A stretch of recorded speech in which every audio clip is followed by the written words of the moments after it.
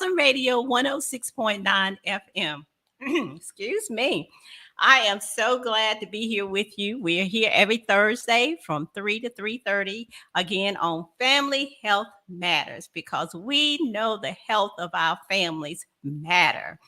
Today I have with me in the studio my friend and a colleague from years and years. I'm so excited to have Mrs. Valarie Gatlin Walker back with us on this morning, and we're going to be talking about some things that's very important to her and passionate in her heart. And today our topic is we're going to be talking about children's health. And just let me just, I don't know, you may remember that Valarie was on the program a couple of weeks ago, maybe a couple of months ago. In February. And in February, yes. And Valarie is the director of Healthy Lives, Healthy Choices program. And she's also a health coach. And she is very passionate about healthy living. We went to had an opportunity when she was here in February. Had a chance to visit her church at her women's health fair for heart disease, cardiovascular disease, and we had the best time. We had the best time there. So that stems from that passion that she has. So Valarie, welcome to Family Health Matters. Thank you so much for being here. I know you have a very busy schedule with all that you do and all the many hats that you wear, even if though you're supposed to be retired. But I'm so glad you are able to be here with us on today. Well, thank you, Wendy, for having me. You're right. I'm passionate about helping people live a healthy lifestyle. I appreciate Awesome Radio giving me the opportunity to talk about children and their health because most people think children are healthy and they are, but we want to keep them that way. So I am really excited and just want to tell everybody what Healthy Lives and Healthy Choices are doing about children's health. Okay, awesome. So let's just jump off. I know that as you made the statement that we sometimes just assume that our children are healthy, and not all necessarily, because I've just seen from some just screenings and some things that I've done, even just with dental care. We had a clinic and just taking children's blood pressure. Sometimes their blood pressures are elevated and they have no idea and they don't feel bad, but sometimes we catch those things. And the idea today is to talk about things that we as families, we as parents, and we as healthcare providers can do to help educate our children as well as their parents or guardians as far as concerning their healthy lives and making healthy choices. And we're going to talk about an event that's going to be happening a little bit later on. But I want us to start off with, tell us a little bit about encouraging physical, mental, and spiritual health for our children. How can we encourage that as parents and guardians of our children? Okay, so I want everyone to think about every child being healthy. Make it a goal that we take an action so that we focus on our kids being healthy. And there are so many ways we can do this. And with children, we have to make it fun. Yeah. We have to hold their attention span. So this is why I want parents, school teachers, or anyone who is working with children understand that any conversation you have with them, try to make sure you include something about their health. One example I can give you is that our children are not born with the cravings of chocolate, fried foods, fast foods, or the stuff we love that we know are not good for us. They're not born with that. They learn that by us feeding it to them. So we can start out by changing their taste buds and start serving them healthy foods like fruits, vegetables. I think of things because children, their brains need to be fresh and it needs to be stimulated because they're always learning. So some good brain power food would be blueberries, nuts, broccoli. No, most likely some kids are not going to want to eat broccoli, but think of creative ways how you can fix a recipe to make it fun for them and include the children. When you're cooking, include the children when you're cooking and talk to them, tell them why this broccoli is good for them. Beans, fish, all of those are good, healthy brain power food. So, you can always say, hey, you want to make straight A's in school? Let's try to eat some of this fish, or let's eat some of this broccoli. That's just a fun way, a different way, and including the children in your meal prep. And So they that, eventually will build those habits because they'll like it if you make it fun. yeah. So Mhm. it's sort of like a learned behavior. Yes. And I think when you were talking about introducing vegetables and fruits early, Yes. we start with baby food, and I think sometimes you just sort of go, baby food is this, this, and this, and when they start, uh, you know, adding different textured foods, and if we don't share it with them, they won't know anything about it. Exactly. So that's just a learned behavior, just as if if you don't expose them to different activities or different places, they won't know about it. Exactly. So you mentioned about helping them, letting them help in the kitchen. So what about taking them to the grocery store, seeing where vegetables and fruit and things like that come from? Sure. Going to the grocery store is another way. And now you take kids to the grocery store. Some grocery stores have children little carts that they can push. Mm. And you need to tell your kids, when you go grocery shopping, your health foods are going to be on the outside of the grocery store. So anything on the outside, you have your vegetables and fruit is like on one end, and then on the very other end, you have your frozen foods that Mm-hmm. are the next best thing from fresh vegetables. So, but anything in that middle of the grocery store, try to teach them to stay away from that, because most of those things in the very middle of the grocery store are not healthy for you. Well, That's the that's good education for the adults too. That's a good pointer for us as adults as well. And you do have organizations out there that would do grocery store tours. Mm-hmm. I'm trying to find time to go through the class so I can do grocery store tours, Oh, so that they teach you those things, and then they also teach you how to read labels. So it would be nice for kids to start learning how to read labels, yeah, because what we want them to do is, as they learn these things younger, right. they will continue, and it won't be as hard as it was for us. We have to work hard because we were already got the good cooking, raised on a farm. So and we have to change those habits. So Yeah, but the idea is to start the kids out right, and so they will continue in absolutely. there. That's a good point to Mhm. keep them engaged early, because Yes. that then they won't know what's wrong because they'll think it's right if you expose them. Because I've had some children just to say, sometimes, I don't eat. Mm. And you ask them, well, oh, I don't like broccoli. And you're like, well, why do you not like broccoli? I don't know. I've never had broccoli, but I just know I don't like broccoli. And when you said that about, introducing those types of foods to them, it sort of helps you from getting a chance to say I just don't like it just because it just doesn't look good.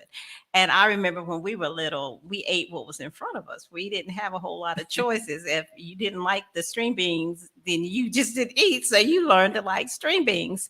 So how do we encourage, with that being said, how do we encourage, I know you said it, asking in or sharing them, having them share with you in cooking, but how do you encourage them to try different textures of food as far as introducing it to them? Just let them experiment. I won't say tell them a little tale, but just kind of push them.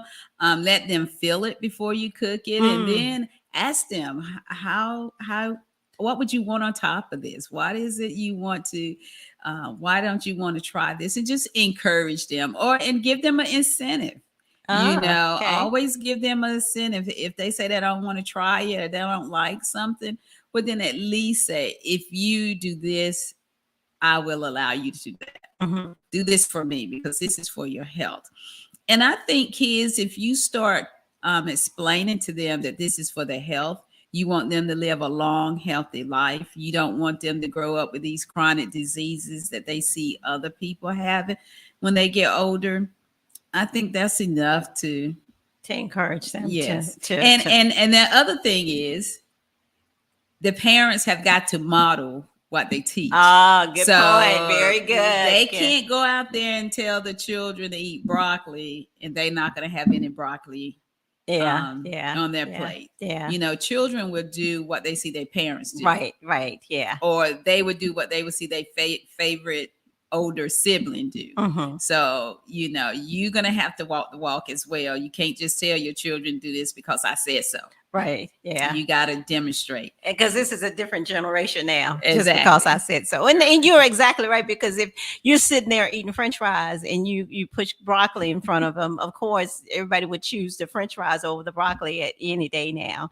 So I like that by introducing it, the healthy choices as far as food wise early in their life. So that's a good example. So that's a good goal. Yes. You mentioned goals before. So now talking about not just nutrition, so healthy lifestyle. So just talk a little bit about one of your favorite things I know is physical exercise. Talk about that. I've seen you jump around and everything. So tell us a little bit about how can we encourage it, because so many of our children now live in small areas or not outside as much as we were when we were young. Mm-hmm. And because of just the I guess the environment and where people live. So tell us ways that we can encourage our children to do physical activity. Okay, before I get into the physical activity, I do have to mention that, you know, this day and age, which we are not used to, Wendy, children have all sorts of technology. Absolutely. They have their laptop, they have the cell phone, they have their iPad, and you know, and those things are wonderful for learning. Mm-hmm. But the parents have got to start limited their time in front of the screen, because all the time they're in front of the screen, it stops them from getting up, moving around. It kind of distracts them. So I would say the first thing in getting them to exercising is look at how much time they're in front of a screen. Mm-hmm. And it doesn't matter what type of screen.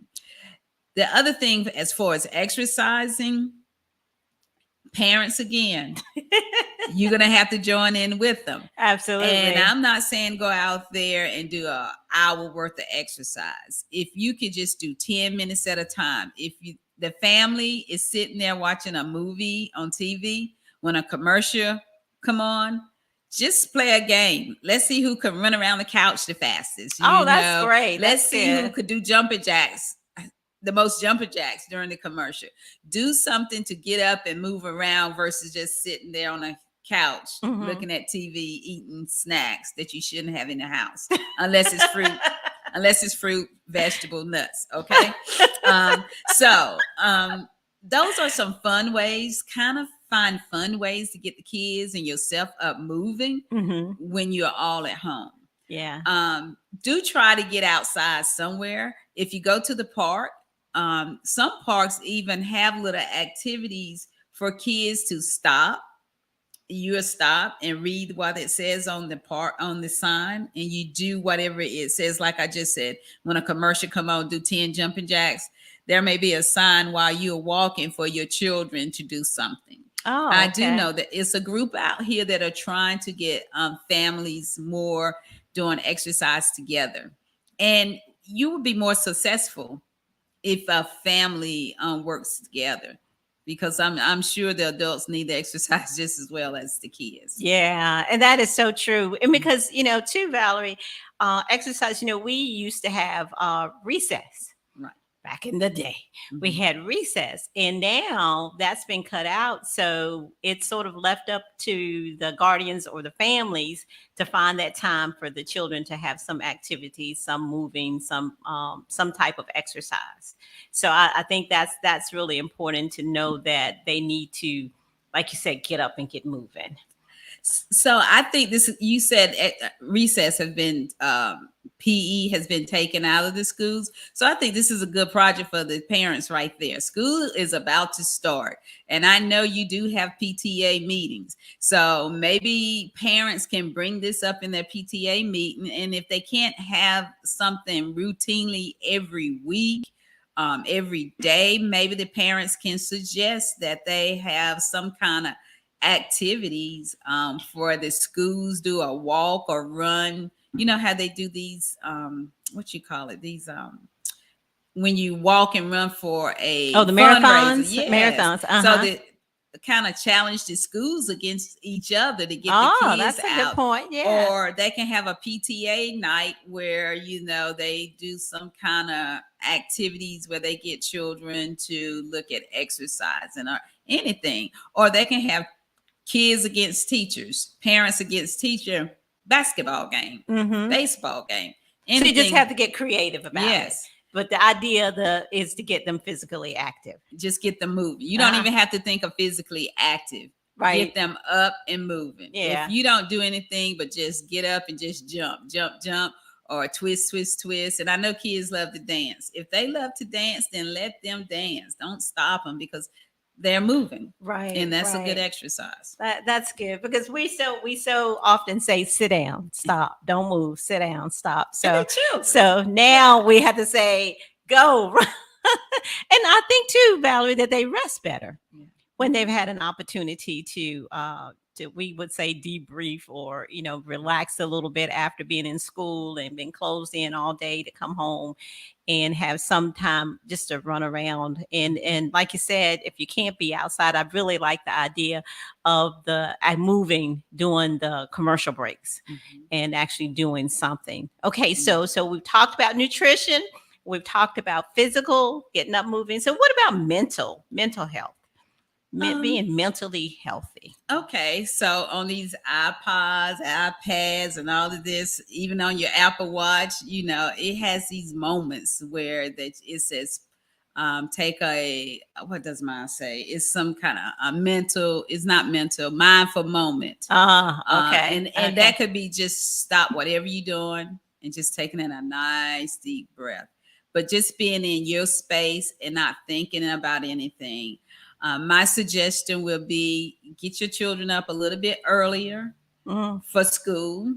Let them get up and whatever religion they say their prayers or whatever they worship, let them get that out first thing in the morning. And then just let them look in the mirror for a second or two and say, I'm beautiful.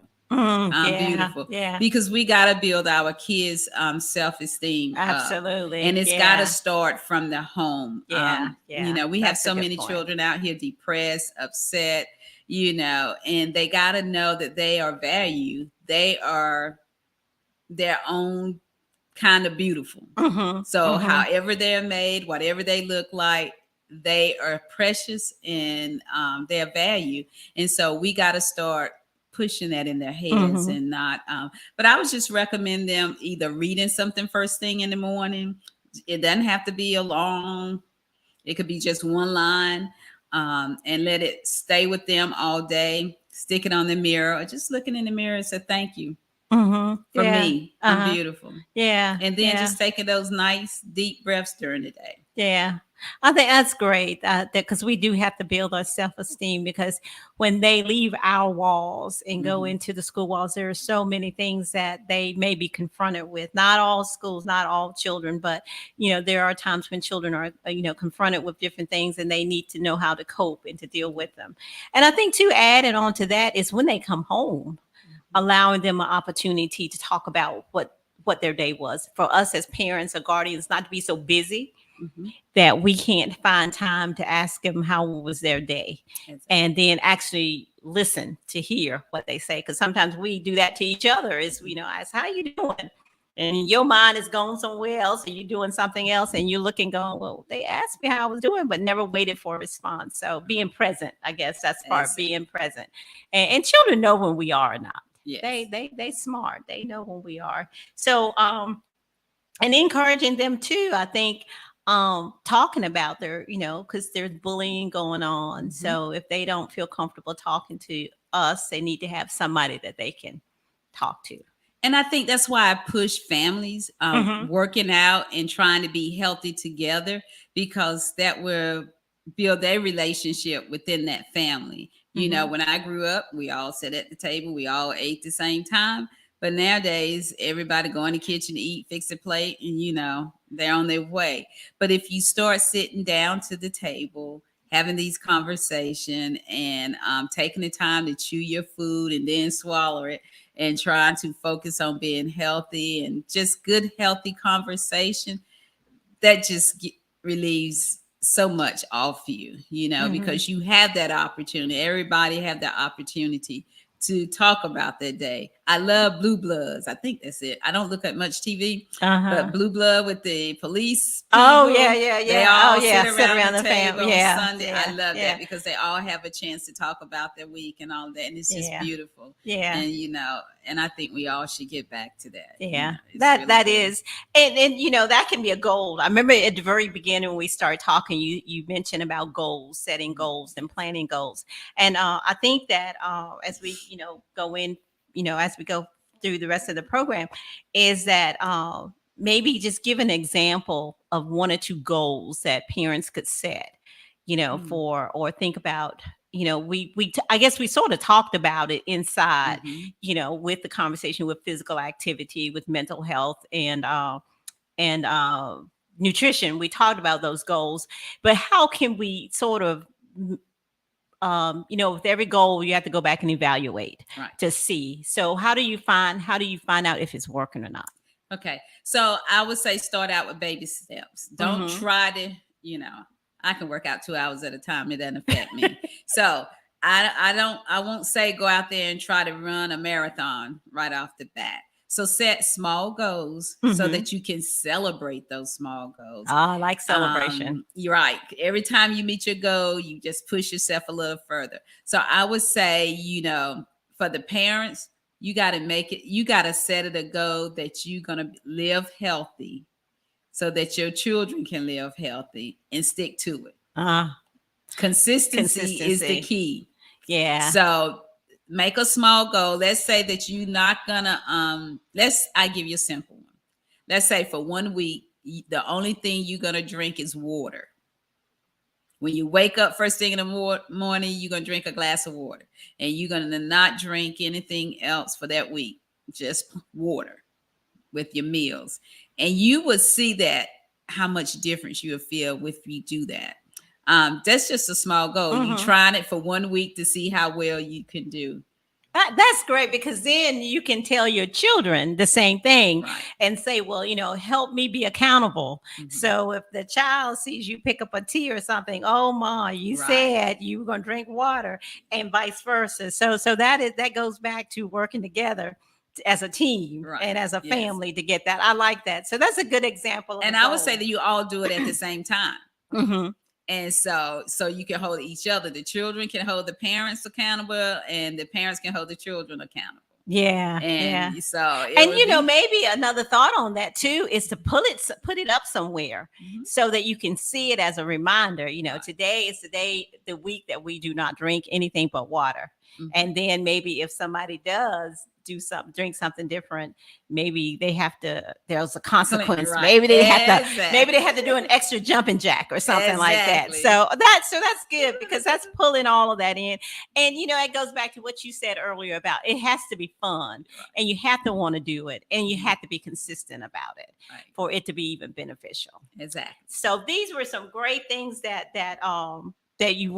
we shared, and I hope this has been helpful. But I do want, before we run out of time, I do want to just have a little plug, because really can't we just want to put a plug in, because I know you've worked so hard for this, and it sounds so exciting. And the children's health fair that is leading up to some of the things that you've been with Healthy Lives, Healthy Choices, the Children's Health Fair, Saturday, September the 10th, from 10 a.m. to 2 p.m. So just tell a little bit about what's going to happen there. Oh, this is just going to be a health fair for children. Our focus is on children, but we will have something for the parents as well. We will have different community people out there to talk about healthy things with the children, and we can screen the parents if they want to know what their numbers are. We are happy to screen the parents, and our theme is superhero healthy, so we want our kids Ah, to be healthy. We want to be superheroes when they grow up. And it's something for all ages. So I don't think that it's just for little kids, but it's something from, I guess you could say kindergarten on up to high school. So it's for all kids. We'll be out there, and there'll be different stations that you can rotate through and get health information, and there will be prizes and giveaways and all of that. So we would love to have you out there and get you connected in how you can live a healthy life. Well, now tell us, you didn't tell us where it's going to be. Oh, I'm so sorry. It's going to be at Boyd Park. That's off Corey Road, 5184. Okay. 5184 Corey Road. Okay, and it's free. It is free. Okay, yes, so the things that we've talked about. So thank you, Valarie, for sharing that with us. And so the things that we've talked about today, we can actually go and put that into play so that we can actually see it more of that and being able to actually bring home some brochures or some things or education material. So great. And so thank you for sharing that. So if you're not busy, go out there on Saturday and take your children and enjoy some free time out there and have some fun. So just to wrap up, Valarie, we talked about the healthy choices, children's, making healthy food choices, exercises, less screen time, spending time with the family. If you had to put one plug out there for parents and guardians, what would it be? We want to give our children the best possible start in life. So make every effort to promote healthy living in your household, because your kids will model what you do. Absolutely. Absolutely. Very well said. Very well said, because they're little people, and whatever we teach them or share with them, that's what they end up doing and being. And idea too, I think you said earlier, is that the healthier they are as children, the less comorbidities or diseases they will have as an adult. Yes. So we want to make sure that we can do and impart into them and do our due diligence as far as keeping our children safe, healthy, and well. So I am so glad, Valarie, that you were able to be with us on today. Great, great discussion, great conversation. I hope somebody got some information, some help. I do believe they did. It was very excited. So I do appreciate it. And hopefully we'll see some people out there on September the 10th at the health fair. So again, thank you for being here with us. And again, I'm your host, Wendy Bridgers. We are here every Thursday from 3 to 3:30 on Family Health Matters on Awesome Radio 106.9 FM. So join us. Again, I'm your host. Hi, Wendy this is Bridgers. Coach Vernon Garrison. You're Thank you listening for to joining us Awesome on Radio, Facebook. WBIS-LP Have a great evening. 106.9. Thank you again, Valarie. Partial funding for this program is brought to you by CT Cleaning Services.